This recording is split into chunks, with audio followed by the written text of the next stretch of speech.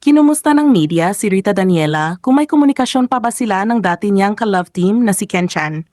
Diretsong sagot ni Rita, "No, I don't. We're not friends anymore." Kahit hindi na sila magkaibigan, inamin ni Rita na nalulungkot pa rin siya sa pagkakasangkot ni Ken sa kasong syndicated estafa na isinampa sa Quezon City Prosecutor's Office. Nag-ugat umano ang kaso sa isang maanomalyang investment deal na nagkakahalaga ng 14 milyong piso. Ayon kay Rita, definitely, of course.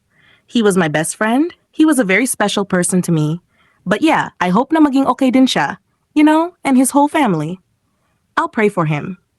Aminado rin si Rita na nasorpresa siya nang mabalitaan ang isyong kinasasangkutan ni Ken. When I knew it, yeah, because that's something na parang, well, because I thought I knew him, Dagdag pa niya. Aniya, kahit nalaman niya raw ito ng mas maaga, hindi rin naman siguro siya makakatulong kaya ang pinakamabuting magagawa na lang niya ay ipagdasal si Ken. Ipinaliwanag ni Rita kung bakit niya nasabing hindi na sila magkaibigan ni Ken. Alam niyo naman yung mga past issues namin. Kayo na lang ang mag-connect the dots, ani Rita. Dagdag pa niya, sinubukan naman daw nilang ayusin ang lahat at manatiling magkaibigan, ngunit hindi na talaga ito nag-work at aminado siyang malungkot siya sa nangyari. Nang tanungin kung nag-invest ba siya noon sa negosyo ni Ken, sagot ni Rita, "Hindi pa, pero muntik na. Magiging business partner sana kami." Ngunit hindi raw natuloy, hindi lang dahil sa negosyo, kundi dahil na rin sa kanilang personal na pinagdaanan.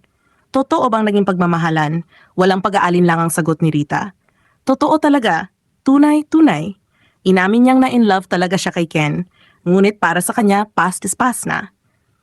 Sa kabila ng lahat, hiling pa rin ni Rita na matagpuan ni Ken ang taong tunay na magmamahal at tatanggap sa kanya.